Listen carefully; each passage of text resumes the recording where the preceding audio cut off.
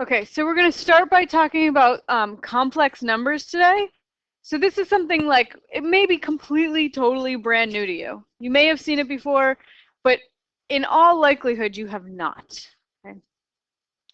So the definition to take the square root of a negative number, up until today, in all of your math life, when you tried to take the square root of a negative number, you would just say, can't do it.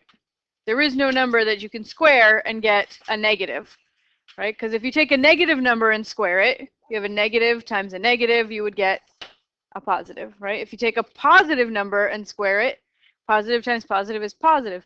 So there's no way you can take a number, have some number that you do times itself, and get a negative something, right? Because if both of these things are negative, you get a positive. If both of these things are positive, you get a positive. So up until now, we said you just can't do this.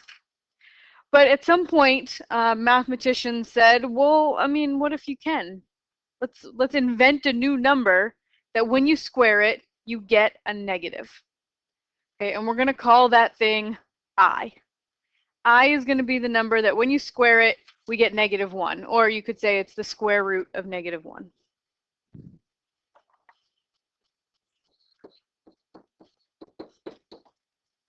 Two different ways to define the same thing. Just take that I equals radical -1, square both sides, and you get I squared equals -1. All right, so I stands for imaginary, right? Because all the numbers we've talked about until today are real numbers, and we just said, let's imagine that this thing exists. So we'll call it I. All right, so if k is a positive real number and you want to do the square root of -k, you can break that down into the square root of -1 times the square root of k, and then the square root of -1 just becomes I. So for example, if I want to take the square root of -49, I would rewrite that as the square root of -1 times 49.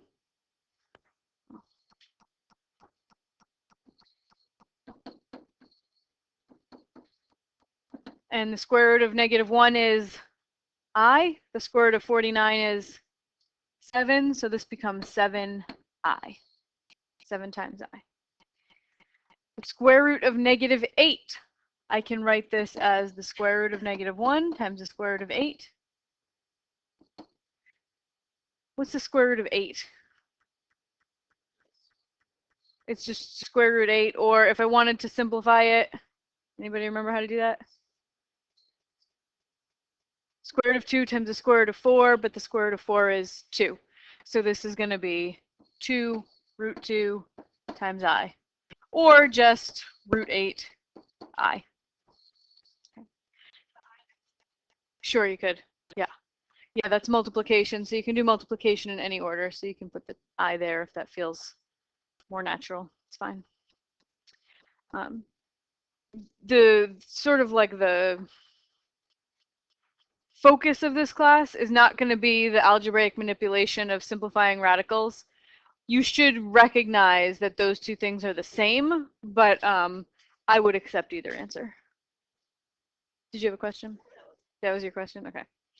All right, and I squared, that would be the square root of -1 squared, and when you square a radical, you just get the thing underneath, right? So we just get -1. All right, so all of those things that we just dealt with, these are strictly imaginary numbers, except for I squared, that comes out to a real number. Right? If you have a part of a number that's real and a part of the number is imaginary, like 2 plus 5i, 2 is a real part, 5i is an imaginary part, we call that a complex number. So these are just several examples of complex numbers. So the number 5 can be written as 5 plus 0i. So 5 is a real number. It's also a complex number. So you can see complex numbers is sort of the overarching. Any number is considered a complex number, and then you can break that down into real numbers and imaginary numbers, or subsets. So we can do arithmetic with complex numbers, add, subtract, multiply, divide, much the same way you would do with an algebraic expression. Just pretend that I is like a variable, treat it like you would an x. But then you just have to remember that there's one special thing that whenever you have an I squared, you can replace it with a -1. So I squared equals -1. So if I want to add two complex numbers together, you just add like terms. Just treat that I like a variable. So you add your 2 and your 1 and you get 3, your 3i and your 5i and you get 8i. Pretty simple, right? Add the real parts, add the imaginary parts. For subtraction, you just got to remember to distribute the negative sign. So I get 2 minus 1 is 1. Then I have 3i minus 5i is -2i. So multiplication is when things get a little bit different. Okay, so we just FOIL, just like you would as if that were 2 plus 3x and 1 plus 5x. Do exactly the same thing. So your first, you have 2 times 1 is 2. Outer terms, 2 times 5i is 10i. Inner terms, 3i times 1 is 3i. And then last, you have 3i times 5i, which is 15i squared. So now I try to combine like terms, right? So I have 2 plus 13i plus, what is I squared really? -1. So this says 15 times -1, which is -15. So I actually have some more like terms here. 2 and a -15 ends up being -13 plus 13i.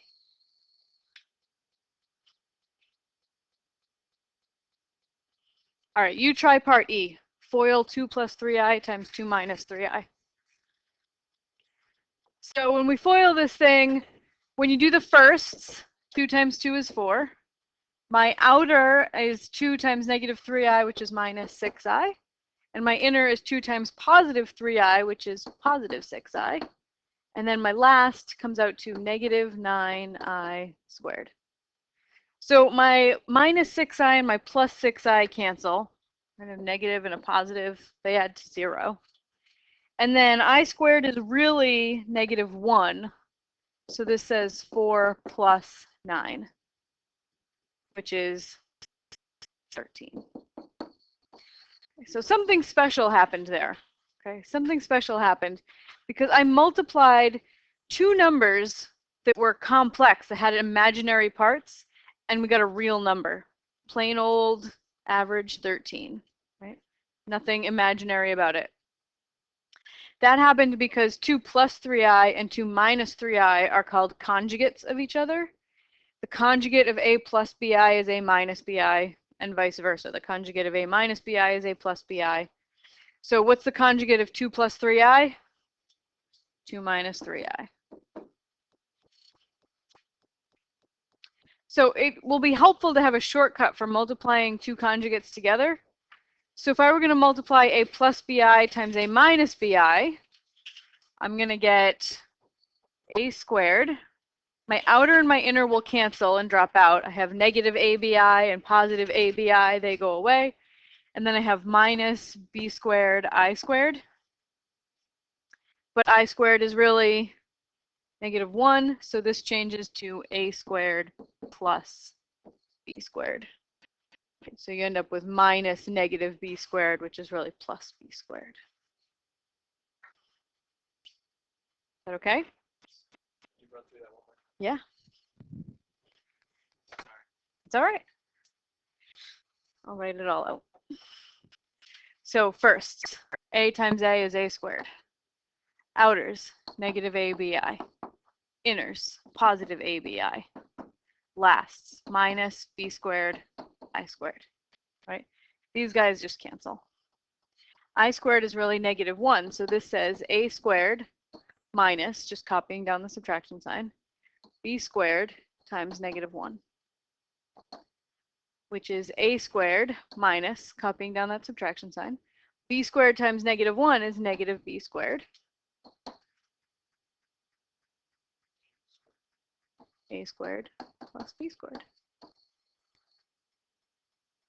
So whenever you multiply two complex conjugates, you end up with a squared plus b squared. All right. Last thing I have to tell you about complex numbers. If a radicand is negative, radicand is just a special word for the thing under the radical.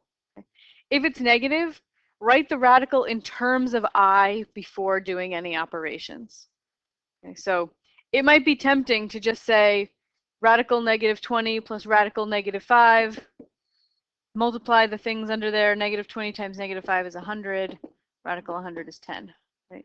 It's tempting to do that because those are the rules we have learned about radicals. But when you're dealing with complex numbers, you have to get rid of the negatives first.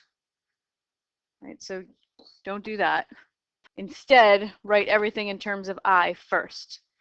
So radical negative 20 times radical negative 5 is going to be radical 20 times I times radical 5 times I. Then you can do your rules for radicals. Now I can multiply the 20 times the 5 and get radical 100. And I times I is I squared. And what's radical 100? 10. What's I squared? Negative 1. So this says 10 times negative 1, which is negative 10. So if you have negatives under the radicals, deal with them first. Rewrite stuff in terms of I first, then do your regular arithmetic.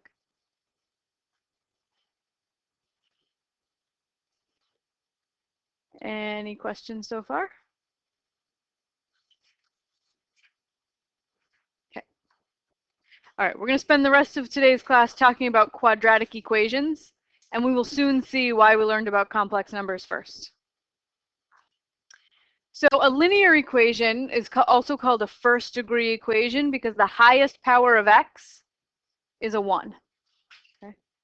You don't see it there because anything to the first is just that thing. So 2x plus 1 equals 5 and 4 minus 3x equals 2, examples of linear equations. In quadratic equations, we call them second degree because the highest power on x is a 2. Okay? So these are two examples of quadratic equations. The general quadratic equation has the form ax squared plus bx plus c equals 0. A, b, and c are real numbers. So we're already quite familiar with techniques to solve linear equations. We've done it a lot in previous courses. So we're now going to look at some ways to solve quadratic equations. So the first technique is used if you can make your equation look like some stuff squared equals a number. Okay, if you can make it look like something squared equals a number, then you solve them by just taking the square root of both sides. So if I have z squared equals 9, take the square root of both sides. What's the square root of z squared? Z. What's the square root of 9?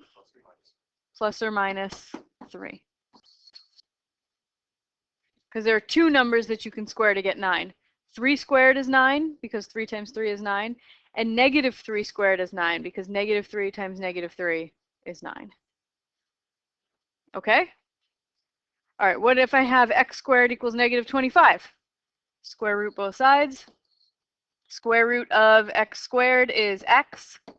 What is the square root of negative 25? Close. And the positive, yeah. Plus or minus 5i. Right, so if we want to see why, we'll do a little check. Put in positive 5i. 5i squared. That's going to be 25i squared, which is negative 25. Check, right? And then you can do it also for negative 5i. That's going to be 25i squared, right? Because negative 5 times negative 5 is still positive 25, which is negative 25. Check. All right, this last one's a little bit trickier. Before I can do the square rooting trick, I have to get the thing that's being squared by itself. So the thing that's being squared is what? X minus 7. That whole thing is being squared. How do I get that by itself? Divide by negative 2. So I'm going to have x minus 7 squared equals 10. So I've got some stuff squared equals 10. Now I can do my square root trick. What is the square root of my stuff squared? It's the stuff. Yeah, x minus 7. So x minus 7 equals plus or minus the square root of 10. It's not a perfect square, so I just leave it as square root 10. Then what's the last thing I have to do? Add 7 to both sides. So I end up with x equals 7 plus or minus the square root of 10. So that's actually two numbers, 7 plus the square root of 10 and 7 minus the square root of 10. So if you want to check your answer, we could get a couple of decimals for this. So I could do 7 plus square root 10, and I get 10.1622. Right? So I'm going to take that number and plug it into my original equation. So I have -2 times the previous answer minus 7 squared. And that should give me what? -20. Good. All right. Good question. I tend to try to gloss over it and hope nobody asks me this question, but when somebody does, I got to answer it. Okay. If you don't want to listen, just go, ah. So if x squared equals 9, when I take the square root of both sides, the square root of x squared isn't always x. Okay, so when you take the square root of some stuff, you think you get the stuff back, but you don't actually. What you get back is the absolute value of the stuff. Right. So I'll do a little example.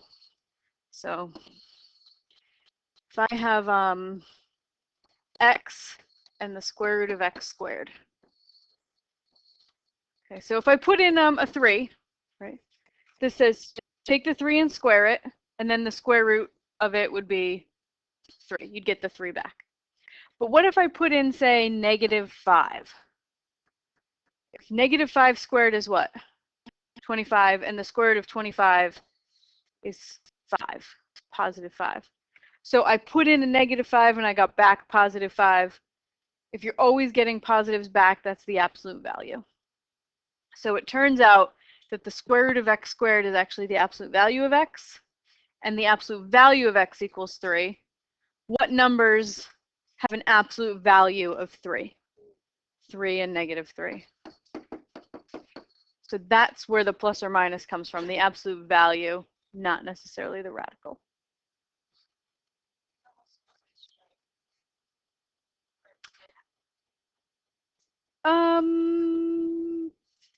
In real applications, you often can ignore the negative answer. Like if the thing that you're solving for is a distance, you can ignore the negative one, but not always. So here I have 7 plus or minus radical 10. Let's check the minus part. So I'm going to do 7 minus the square root of 10. Just type that in, and I get a decimal answer. And I'm going to plug that back into my original equation. So I have -2 times, instead of x, I want to type this decimal. I could either just type it all out or tell my calculator to use the previous answer. -7 squared. And when I hit enter, I'm hoping to get -20. If I get -20, then I have a true equation, and x is a solution. Yeah, -20. Okay, so that's our first technique. If you can make it look like some stuff squared equals a number, then you can take the square root of both sides. The next technique for solving quadratics involves factoring and using the zero product property. So the zero product property, we've talked about it several times. It's come up in class already. So now I'm going to officially write it down for you.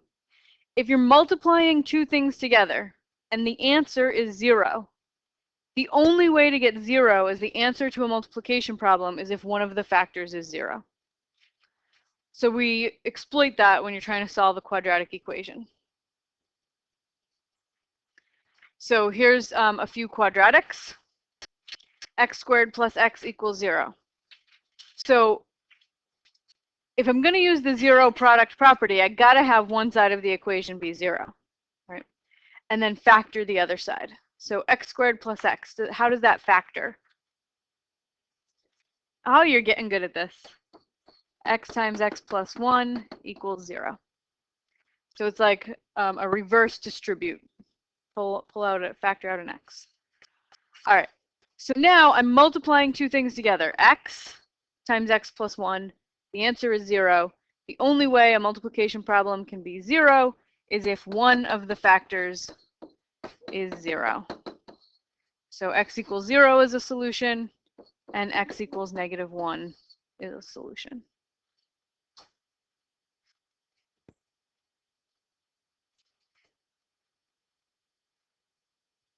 That make sense? All right, so x squared plus 11x plus 24, how does that factor?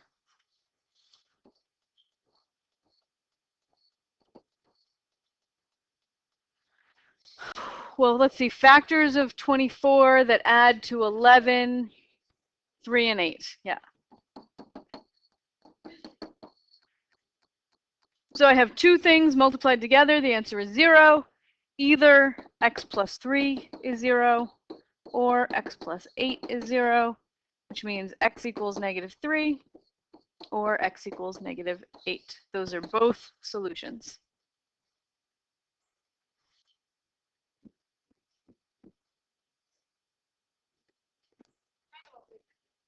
Yeah, we've definitely done this before. Yeah. Okay, you guys solve C. Okay, so x squared minus 49. I actually have a choice. I have two methods I could use to solve this. Since we're doing the factoring method right now, we'll do that first, and then I'll show you the other way. Okay, so x squared minus 49, that would factor to x plus 7 times x minus 7. Set each factor to 0, or x minus 7 equals 0. So we get x equals -7, or x equals 7. Those are my two solutions. We could use the method that we learned like 5-10 minutes ago. If I move the 49 to the other side, I now have some stuff squared equals a number, and I can square root both sides. Square root of x squared, square root of 49 is plus or minus 7.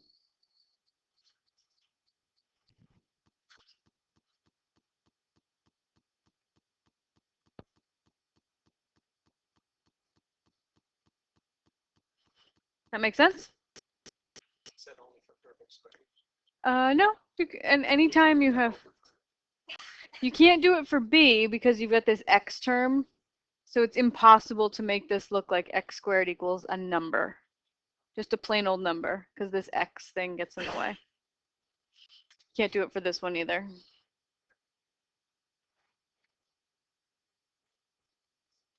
All right, so just keep in mind, factoring one side of the equation is only useful if the other side is 0, right? So you want to make one side 0 before you attempt factoring. There is a third method for solving a quadratic equation.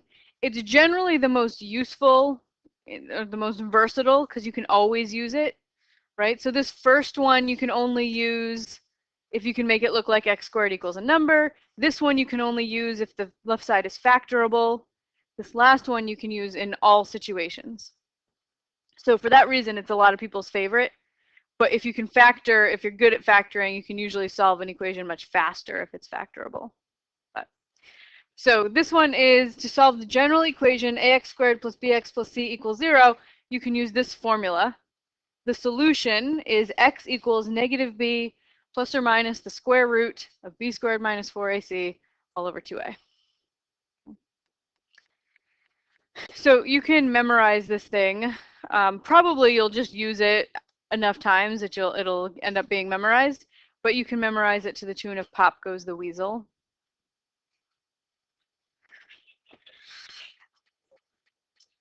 Okay, so I will do one of these with you, and then I'm going to let you do a couple using the quadratic formula. So we have x squared minus 6x minus 7. The first thing we have to do is identify what a, b, and c are. So a is the coefficient on x squared. What is that? 1.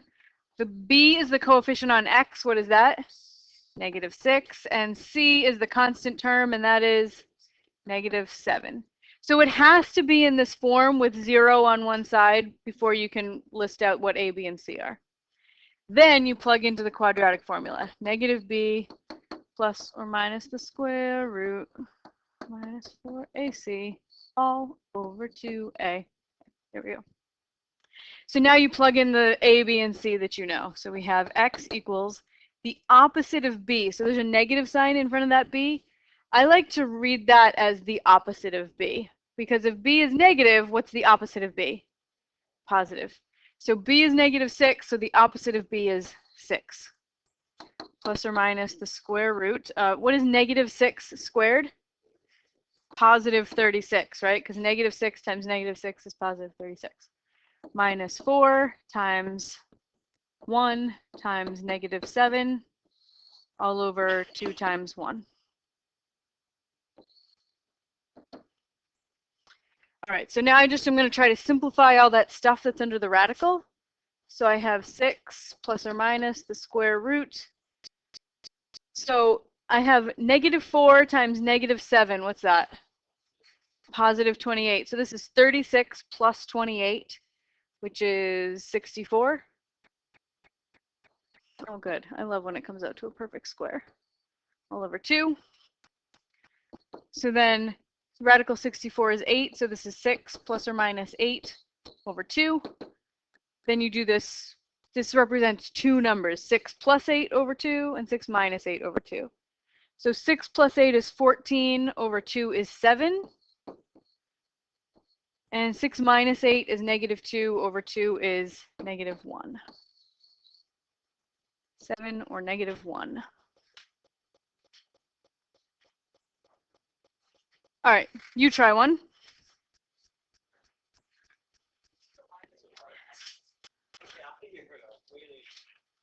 Okay, so I put the answers here so that you can check if you got them right.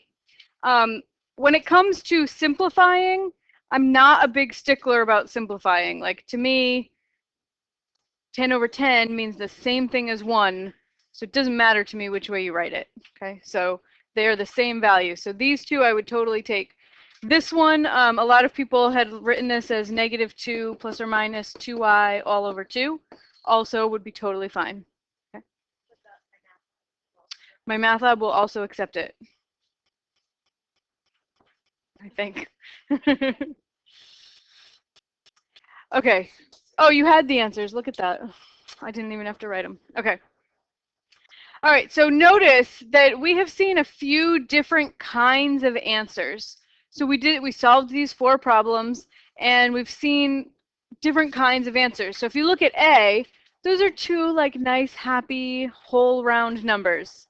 Like, I like solving A because you get nice integer answers. Okay. For answer B, I'm kind of like, ugh, I have to leave that radical in there. There's nothing I can do. And all of you kind of felt the same way. Like, you kept, like, I was going around and each of you in turn said, what do I do with this radical 280? It's not a perfect square. And the best you can do is simplify it, and you have to leave a radical in the answer. And it just doesn't feel good. Right? So those we call irrational. Okay, when you have to leave a radical in the answer, those answers are irrational. So we have nice friendly numbers, which we call rational. When you have to leave a radical and it feels like, ugh, we call that irrational. Sometimes you just get one answer, right? And sometimes you get 2 answers that both have i's in them. Okay. So the kinds of answers you get from the quadratic formula depends only on what happens under the radical. If that number under the radical is a perfect square, the square root goes away, right? And you're going to get rational answers. So you can get 2 rational, nice, friendly answers when the square root, when the thing under the radical is a perfect square. If the thing under the radical is 0, that's what happened here, right? And that's why we just got one answer, because you're doing plus or minus 0, and you just get the one answer. You can get two irrational answers. That's what happened in part B, because the thing under the radical wasn't a perfect square. And you can get two non-real answers, things with i's in them. And that happened because the thing under the radical was what? Negative. Good. So if we were going to graph these quadratics, places where a quadratic equals 0 corresponds to x-intercepts, right? When y is 0, the whole equation equals 0. So if b squared minus 4ac, that's the thing under the radical, if that's positive, you get two answers. If that thing is 0, you get one answer, and it has one x-intercept. And if that thing is negative, your parabola doesn't ever touch the x-axis, because we only can graph real numbers. We don't have an axis for i's. So it just looks like it has none.